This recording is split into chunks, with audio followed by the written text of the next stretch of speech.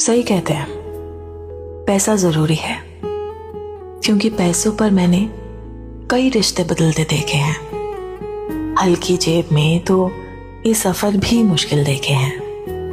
पैसों से ही तुम समझदार कहलाते हो, फैसले लेने के हकदार से बन जाते हो। फिर इस दुनिया से तुम इज्जत, नाम, प्रणाम भी पा सकते हो।